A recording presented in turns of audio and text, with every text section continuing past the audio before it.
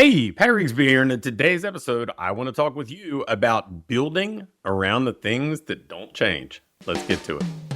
Welcome to the Fitness Business School podcast, the show for fitness business owners who want to grow their income, increase their impact, and improve their lifestyle. Be sure to listen till the end of this episode because we have a brand new special offer exclusive for listeners. So stay tuned. Recently, there's been a lot of talk about TikTok and whether or not it was going to be banned or how it was going to evolve and if there was going to be a change in ownership.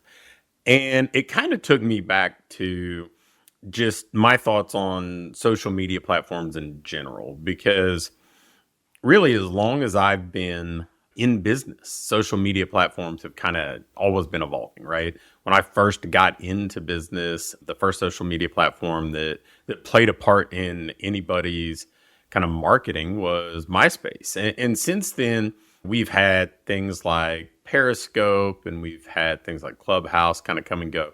But we've also had other marketing platforms play a role along the way. Everything from Craigslist to Squidoo pages to people doing deal of the day stuff on Groupon, the Living Social.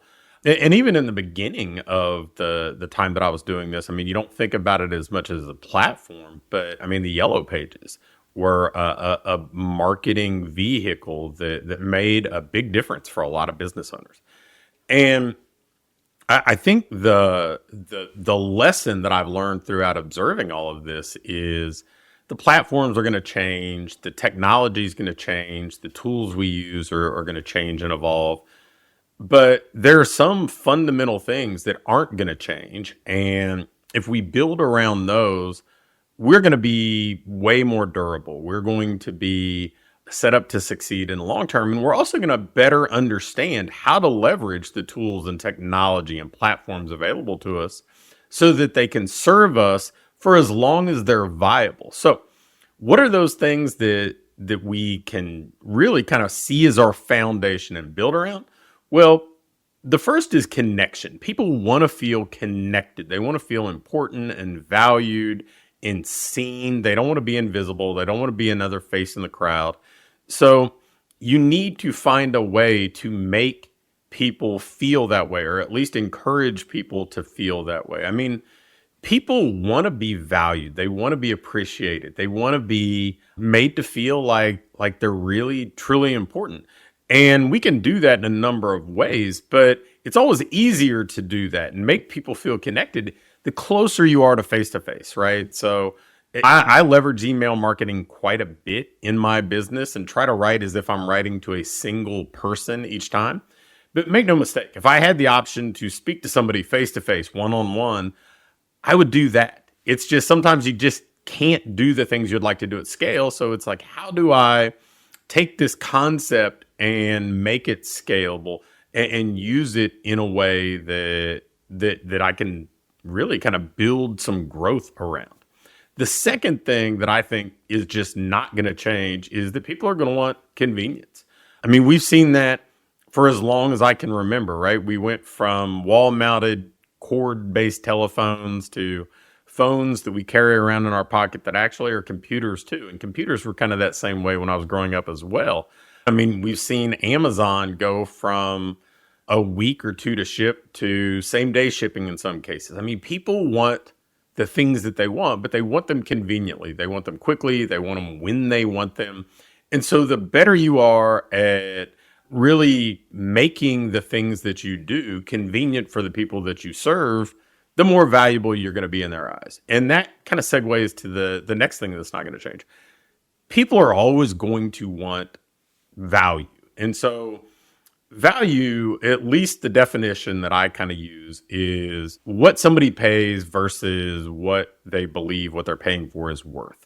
And if somebody feels like they're overpaying for somebody, they don't feel like they got a good value exchange, right? If somebody feels like they paid less than the value that they're getting in return, they feel like they got a great deal. And that's really what people want. I think sometimes we kind of get confused about this and we think maybe cheaper is better or more expensive is better.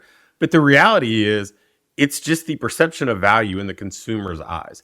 Do they feel like they're getting a better deal on their side of the value exchange than they're providing, or at least a fair deal? And so if we have connection, if we have convenience, if we have value, then there has to be the trust factor, right? People have to believe that you can actually help. You have to be seen as the person that can help somebody solve their problems or reach their goals if they're going to trust you with their time, energy, effort, money. In some case, their emotional well-being, because maybe the outcome kind of drives that emotional happiness or that emotional state. So we have to try to create trust in the eyes of the people that we serve. And finally, people are always going to want to grow. Now, what does that mean? Well, really, I just think of it through the lens of people are always going to want to be a better version of themselves, whether that's losing weight or getting healthier or improving in their career or whatever it might be. Those are things that I think are as durable a concepts as exist, right? You can look back through history and almost all of those things are true. I mean, you can look back at the way that people traveled, and we've continued to seek more convenient ways to go cross country, right? From riding horses and pulling wagons to flying in airplanes. People want convenience. People continually try to find ways to feel connected to one another. I mean, I already kind of referenced the way that Amazon has been one of those things that drive convenience. And the value exchange stuff, I think you or I both completely understand. Hey, I want to feel like I got at least what I paid for and hopefully better. And finally, yeah, I want to wake up tomorrow and be a better version of myself. I mean, these are all simple things that I think have stood the test of time. You can look 5 years ago, 50 years ago. You can probably go back more than a century and see traces of these things present in society and frankly in marketing. So if you build around those things and then leverage technology, you leverage the tools available to you, you leverage the platforms that are kind of in vogue, now you can build something successful. You can build something durable because you're not at the mercy of the platform. You're not kind of re-engineering your business to kind of operate on what I would call rented land, where everything is built in a way that appeases the platform that the algorithm may change for within minutes, days, weeks. And so you've got this rock solid foundation. And then as the tools change, as the platforms evolve, as the trends kind of continue to roll past, you can always adapt to those circumstances and make the most of them because you've built on a rock solid foundation. Thanks for listening to this episode of the Fitness Business School. Before you go, I have a quick announcement. One of the things that we've been doing with our current clients is taking them through this ideal business diagnostic. And really what it is this checklist that allows you to pinpoint exactly what your business needs next so you can keep improving, keep growing, and build a business that you love to own. One that pays you well, one that allows you to have the impact you want to have, and one that allows you to have a lifestyle that you truly enjoy. In this diagnostic, we walk through everything and we do an evaluation and can instantly pinpoint what you need to do next to build that business that you want. I'm going to extend this opportunity to get on with either me or my team and take you through this evaluation and fix your business's most vital needs fast. So if we take you through this, you're going to be able to make those vital changes that you need to finally have what I call your ideal business.